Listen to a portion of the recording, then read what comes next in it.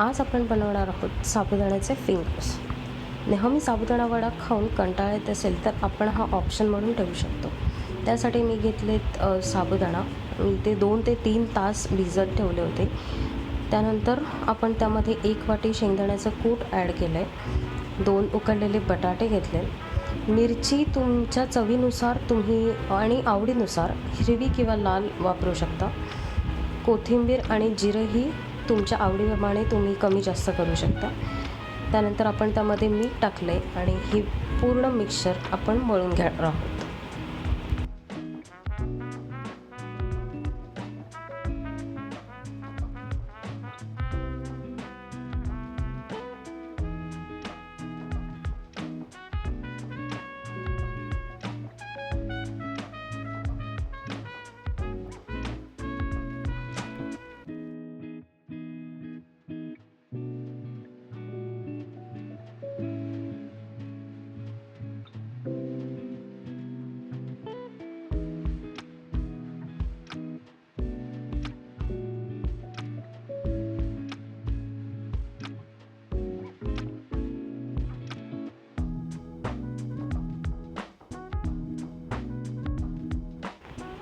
पूर्ण मिक्सचर छान मळून झाल्यानंतर आता आपण त्याचे फिंगर्स बनवायला घेणार आहोत.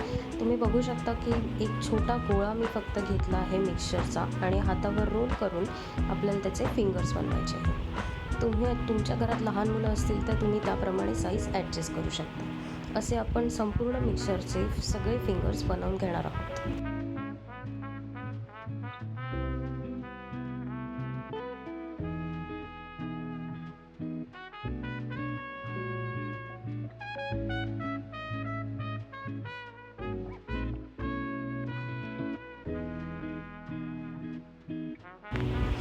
आपण हे सगळे फिंगर्स मळून घेतलेले आहेत आणि आता आपण ते डीप फ्राय करणार आहोत.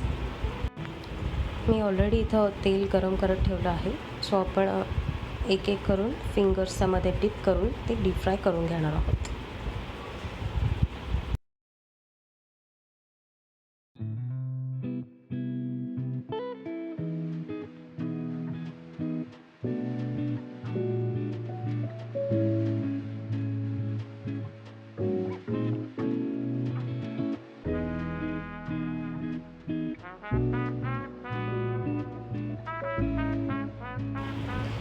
तुम्ही बघू शकता 4 ते 5 मिनिटानंतर हे फिंगर्स गोल्डन ब्राऊन झालेले आहेत. सो हे आता तयार आहेत. आपण हे तेलामधून काढून घेऊ आणि असेच उरलेले सगळे फिंगर्स डीप फ्राय करून घेऊ.